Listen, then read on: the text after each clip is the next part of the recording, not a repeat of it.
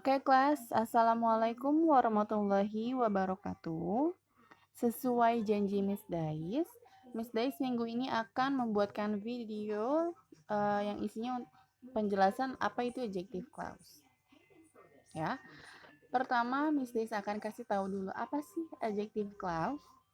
Nah, adjective clause itu adalah serangkaian kata yang memiliki peran seperti adjektif atau kata sifat. Ya, yang udah tahu deh, kata sifat itu kan dalam suatu kalimat atau dalam suatu klausa untuk menjelaskan kata benda. Misalnya ada blue, blue pen. Nah, itu kan ada blue sama kata pen. Blue itu adalah adjektif, sedangkan pen itu adalah kata benda. Blue untuk menjelaskan si pen. Ya, artinya adalah pulpen yang berwarna biru. Oke, jadi pulpen yang mana? Oh, pulpen yang warnanya biru. Gitu intinya. Ya, oke, balik lagi ke sini. Ya, berarti sama aja fungsi si adjective clause ini juga. Nanti akan ada kata benda yang dijelaskan. Gitu. Pusing ya? Oke, ke sini dulu. Dalam adjective clause, kata yang biasa kita gunakan itu ada who, which untuk menjelaskan person, ya, tapi posisinya subjek. Sedangkan whom sama-sama person, tapi posisinya di objek. Which itu untuk non-person, whose itu kepunyaan. Nah, kalau that itu untuk person dan juga untuk non-person, berarti bisa dua-duanya. Bisa kita pakai kalau kita bingung, aduh ini orang atau benda ya, gitu. Oh, udah deh pakai that aja yang cari aman, gitu, ya. Atau kalau kalian bingung sama pengertian adjective clause yang tadi udah Miss Days kasih tahu, ya, pengertian atau intinya adjective clause itu adalah yang, Y-A-N-G. Oke, yang. Misalnya, ini adalah buku yang aku beli kemarin. Nah, yang di kalimat itu yang akan kita pelajari. Oke, ya. Nah, sekarang kita langsung ke example. Kita coba ke who. Di who itu ada dua kalimat. Pertama ada we see a man. Kalimat kedua ada he eats fried chicken. Nah, dari kedua kalimat ini, yang sama adalah a man sama he.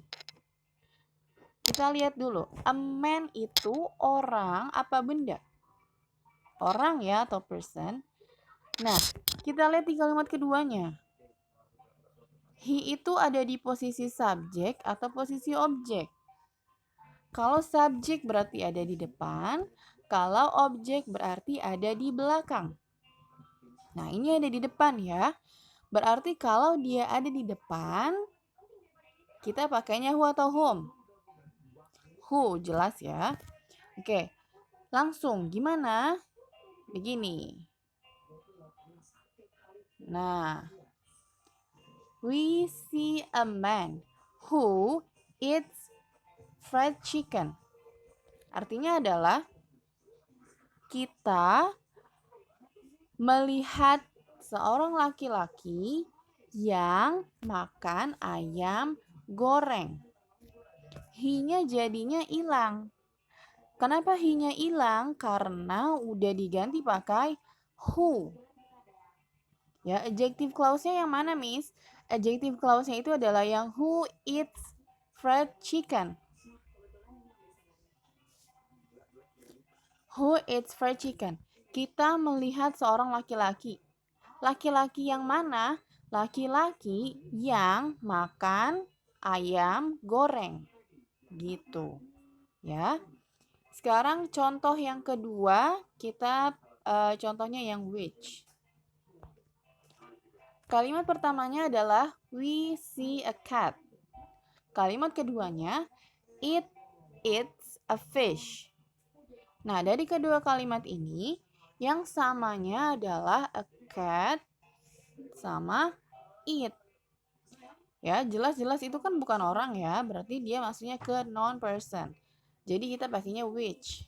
Langsung aja kayak kalimat pertama maksudnya.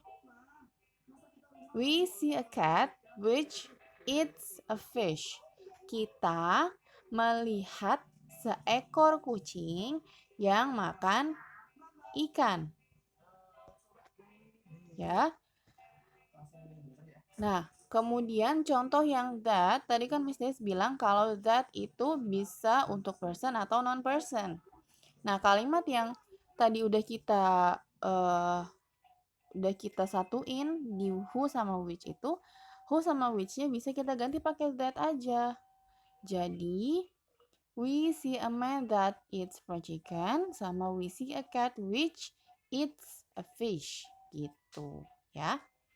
Kemudian, contoh untuk whom. Kalimat pertamanya, my mother sees a man. Ya. Kemudian kalimat keduanya, Fanny loves him. Nah, samanya adalah a man dengan him. Kenapa pakai whom, Miss? Karena di kalimat keduanya itu, him-nya ada di posisi objek.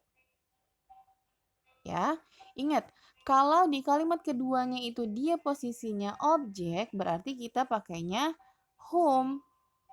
Tapi kalau, aduh Miss, saya bingung deh Miss, ini posisinya objek apa subjek ya? Nggak apa-apa, kalian pakai who. Kalau di kalimat yang untuk whom, yang harusnya whom kalian pakaiin who, itu nggak apa-apa. Tapi kalau di kalimat yang kalian harusnya pakai who, kemudian kalian pakainya whom, itu baru salah. Ya, paham ya? Oke, berarti kalimat yang ini gimana jadinya? My mother sees a man whom Fanny loves. Ibu saya melihat seorang laki-laki yang Fanny sukai atau yang Fanny cintai gitu. Oke. Kemudian untuk yang whose. Anam gives me a gift. His cat was found by me. Samanya ada Anam dengan his. Ya. Kalau disatuin jadi Anam yang kucingnya saya temukan memberi saya sebuah hadiah. Oke, kenapa? Kenapa nggak Anam gives me a gift whose cat was found by me, Miss? Kenapa? Karena di kalimat pertama itu kan yang kita maksud si Anam, bukan si gift-nya. Ya, kalau misalnya kalau yang dimaksudin gift-nya, oh berarti kalimat keduanya tinggal kita tempelin aja di setelah gift. Tapi karena di sini kan yang kita maksudin si Anam. Jadi kalimat yang keduanya langsung kita tempelin setelah si Anam langsung. Ya. Mudah-mudahan paham ya. Kalau masih belum paham silakan nanti tanya. Nah, di sini ada example-nya. Ada dua kalimat. Yang pertama ada she is the woman dengan I always tell my feeling to her.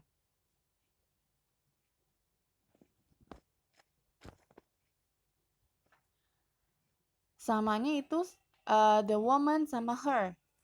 The woman sama her itu kan dia orang. Ya kan? Tapi di kalimat keduanya dia posisinya objek. Orang posisi objek. Berarti pakainya who atau whom? Oke, pakainya whom. Jadi gini. She is the woman whom I always tell my feeling to her. Ya. Kemudian contoh yang kedua. She works on a company. Kalimat keduanya I can't remember its name. Kalau kita lihat dari kalimat pertama ada company. Oh, ini which kali ya. Oke, lihat dulu tapi kalimat keduanya. Samanya dengan its. Its itu kan untuk kepunyaan. Saya nggak bisa ingat namanya. Itu kan untuk kepunyaan ya. Berarti kalau kepunyaan kita pakainya whose. Jadi gini, she works on a company whose name I can't remember. Dia kerja di sebuah perusahaan yang namanya aku nggak bisa ingat. Loh, kenapa nggak she works on a company whose I can't remember name?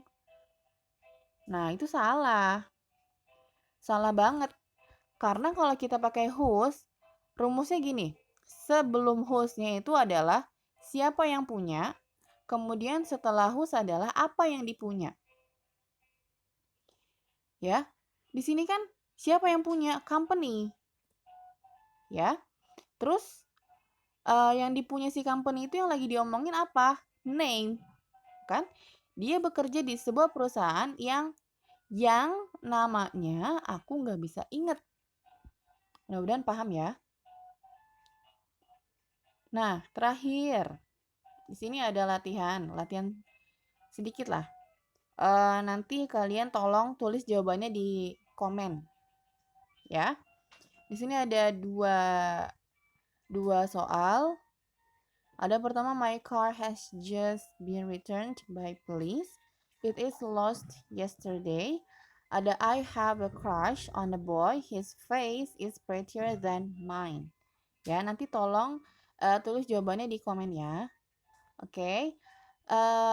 Kalau misalnya masih ada yang belum paham, nanti silahkan tanya di grup atau japri boleh, insya Allah nanti Miss Des balas. Oke. Udah ya. Thank you for your attention. Wassalamualaikum warahmatullahi wabarakatuh.